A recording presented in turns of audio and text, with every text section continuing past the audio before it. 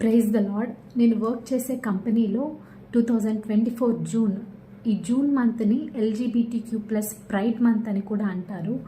ఈ మంత్లో ఒక సెషన్ కండక్ట్ చేశారు. ఆ సెషన్లో 2 గెస్ట్ స్పీకర్స్ని ఇన్వైట్ చేశారు.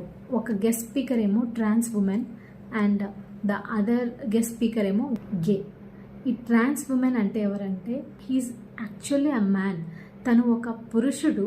ఆ వ్యక్తికి వివాహమైంది, 2 కుమారులు ఉన్నారు, ఉన్నతమైన జాబ్ ఉంది, ఉన్నతమైన ప్యాకేజ్ ఉంది.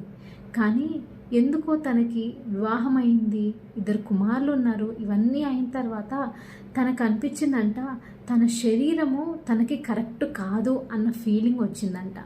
అన్న ఆలోచన వచ్చి నేను స్త్రీగా ఉంటే కరెక్ట్గా ఉంటుంది అని తను అనుకొని తను స్త్రీ వేషం ధరించాడు. స్త్రీ వేషము ధరించి ట్రాన్స్ ఉమెన్గా మారాడు.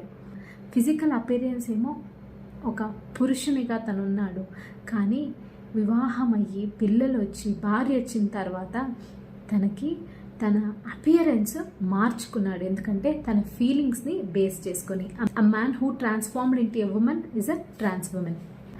సో తన గురించి ఇంట్రడక్షన్ ఇచ్చుకున్నాడు. So next coming to gay. Gay అంటే పురుషులతో అవాచ్యమైనది చేసినప్పుడు వారిని గే అంటాము.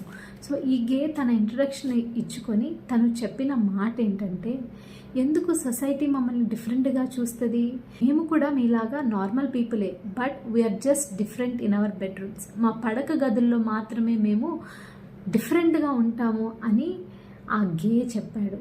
చేసే పని తప్పు, స్వాభావిక ధర్మమునకు విరుద్ధమైన కార్యము. అయితే తనకున్న లెవెల్ ఆఫ్ ఫాల్స్ కాన్ఫిడెన్స్ చూసారా? రోమీలకు రాసిన పత్రిక 1వ అధ్యాయము 26-27 వచనంలో చూస్తే, వారి స్త్రీలు సైతము స్వాభావిక ధర్మమును విడిచి స్వాభావిక విరుద్ధమైన ధర్మమును అనుసరించిరి అని రాయబడి ఉంది.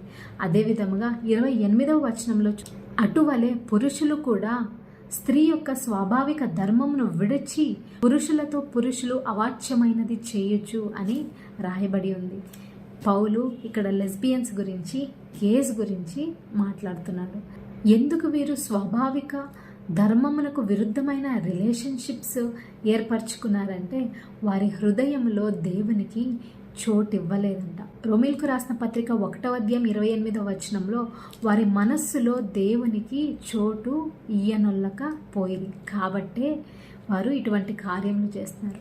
వారైనా మనమైనా ఎవరైనా మన హృదయంలో దేవునికి చోటు ఇవ్వకపోతే సాతానికి డైరెక్ట్గా డోర్స్ ఓపెన్ చేసిన వారం అవుతాం. అప్పుడు ఈ లోక సంబంధమైనవన్నీ హృదయంలోనికి వస్తాయి. దానిలో భాగమే ఈ స్వాభావిక ధర్మమునకు విరుద్ధమైన కార్యము. వీటి వలన వచ్చు జీతం ఏంటంట అంటే, రోమీలకు రాసిన పత్రిక 1వ అధ్యాయము 32వ వచనం, ఇట్టి కార్యములను అభ్యసించు వారు మరణమునకు తగిన వారు అని దేవుని న్యాయ విధిని ఎరిగి ఉండియు వాటిని చేయుచున్నారు అని రాయబడి ఉందంట. వీరంట ఇట్టి కార్యముల వలన వచ్చు జీతము మరణము అనే న్యాయ విధిని బాగుగా ఎరిగి ఉండియు ఇటువంటి కార్యములు చేస్తున్నారంట. ఒకవేళ తెలియక ఇట్టి కార్యములు చేస్తుంటే జీసస్ హెల్ప్ మీ అని యేసుక్రీస్తు యొక్క సహాయమును మనం కోరితే నిశ్చయముగా దేవుడు వాటి నుంచి విడిపిస్తాడు. తెలిసి హృదయమును కఠినపరుచుకుని ఒకవేళ ఇట్టి కార్యములు చేస్తుంటే వాటి వలన వచ్చు జీతము మరణం అంట. చాలా టెస్టిమనీస్ ఉన్నాయి.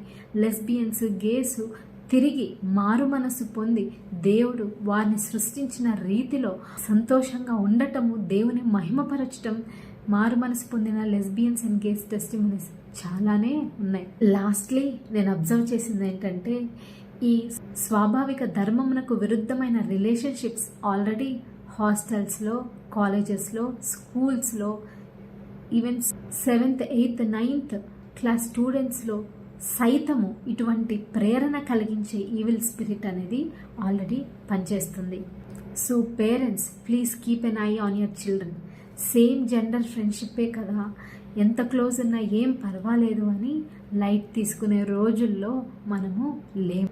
ఇక అన్నిటికంటే ముఖ్యంగా మన పిల్లల విషయమై ప్రార్థించు వారముగా మనం ఉండాలి. ఎందుకంటే నేను రీసెంట్ పాస్ట్గా ఒక టెస్టిమనీ చూశాను. ఒక స్త్రీ రక్షణ పొందకముందు తను సాతాను ఏజెంట్గా పనిచేసింది. అంటే తను ఒక మాంత్రికురాలు.